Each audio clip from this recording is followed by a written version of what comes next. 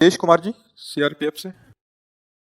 राधा वल्लभ शेरवंश। गुरुदेव, आपके चरणों में कोटि कोटि प्रणाम। गुरुदेव, सड़क दुर्घटना में मेरा एक पैर घुटने के ऊपर से काटना पड़ा। गुरुदेव, आपकी कृपा से विगत 5 महीनों से नाम जप करता हूँ। वर्तमान में आपकी कृपा से नाम जप अवधि में निरंतर सुधार हो रहा है। अब तो मुझे ये लगता है कि मेरा पैर का काटना तो एक बहाना था। श्री जी ने मुझे भजन में लगाना था। श्री जी कृपा से पैर कटने का कोई दुख नहीं है महाराज जी। देखो, शरीर में जो भी पीड़ा आएगी या हो चुकी है या है, वो हमारे कर्म का परिणाम है, किसी और के नहीं।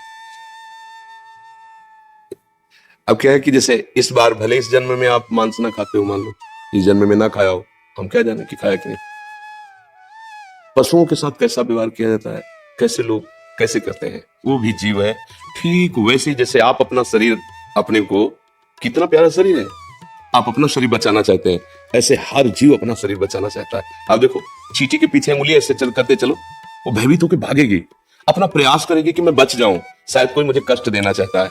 किसी भी जीव को देखो, अपने स्वाद के लिए पीछे के जन्मों से लेके इस जन्म तक क्या करते हैं, गड़ासा चलाते हैं, ठीक है, गर्दन काटती है, पैर काटती है। और जब हमारे कटने का नंबर आया, एक मांडव्य ऋषि हुए, ऐसे हाथ उठा करके पैर के अंगूठे के बल मंत्र जाप कर रहे हैं।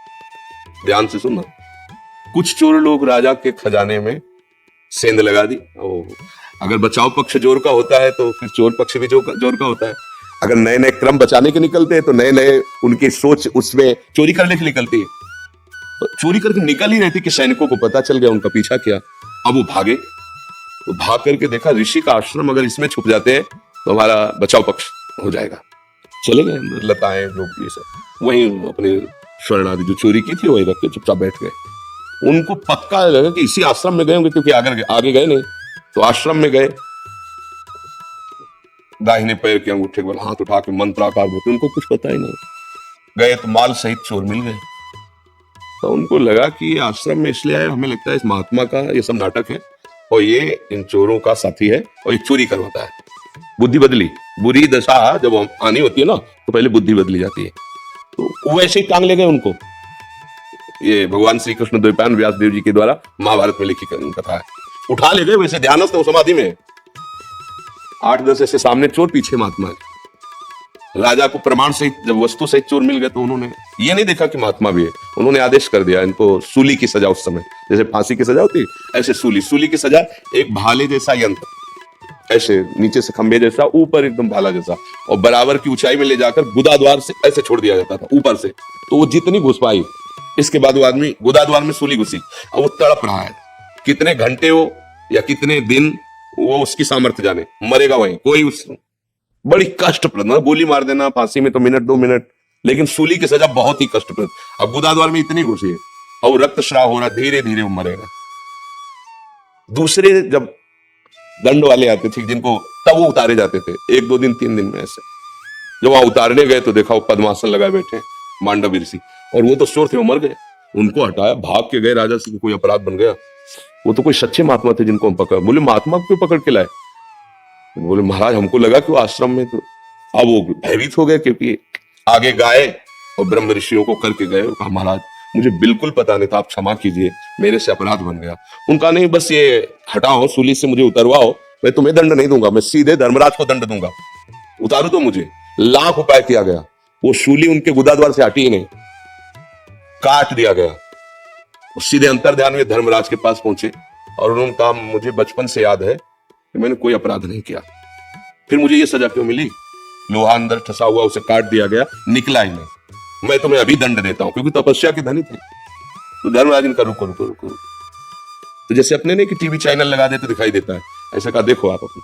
तो 8 वर्ष के थे, एक तितली को उठाया और बम्बूल का कांटा होता है ना, बार बार उसके गुदा द्वार में ऐसे खिलवाड़ में, बच्चे थे, ऐसे करके छोड़ दिया। बोले उसका फल है कि सूली निकाली नहीं गई, अंदर धसी हुई है, क्योंकि कांटा निकाला नहीं था। तो आप अपने योग बल से सही है, नहीं तो जैसे तितली मर गई थी वैसे तुम्हें मर। एक तितली के गुदा में कांटा डालने से, ये महर्षि हैं इतने सामर्थ्यशाली कि सीधे जहां न्याय होता है वहीं पहुंच गए धर्मराज के पास। तो बोलो इतने बड़े ऋषि का कर्म, उनको दंड दिया ना, तो हमारे तुम्हारे कितने कर्म है? ये मुर्गा, ये पशु पक्षियों को जो काट काट के खा रहे हो, जो विनोद कर रहे हो, मजाक मजाक में उनको कष्ट दे रहे हो, दुख दे रहे हो, और कितने पाप है, एक पाप है कितने, अब आपको मान सकते हैं कि इस जीवन में आपने कोई पाप नहीं किया, ऐसा आप कह सकते हैं, लेकिन बिना हमारे पाप के हमें कोई दंड नहीं दे सकता। हमारे पूर्व के, हम शरीर बदलते चले जाए, हमारा पोस्ट बदलता चला जाए, तो क्या पीछे जो गलती करें वो हम पे लागू नहीं होगा क्या? मान लो आप पहले एक छोटे पद में थे, फिर बड़े पद में आ गए, लेकिन जब छोटे पद में किए हुए अपराध का दस्तावेज खुलेगा तो बड़े पद में होते हुए आपके ऊपर कानून लागू हो जाएगा और आपको जेल जाना पड़ेगा, आपको दंड भोगना पड़ेगा। ऐसे ही पूरा सिस्टम भागवतिक है। तो कोई ना कोई हमारा ही कर्म हमको कष्ट देता है।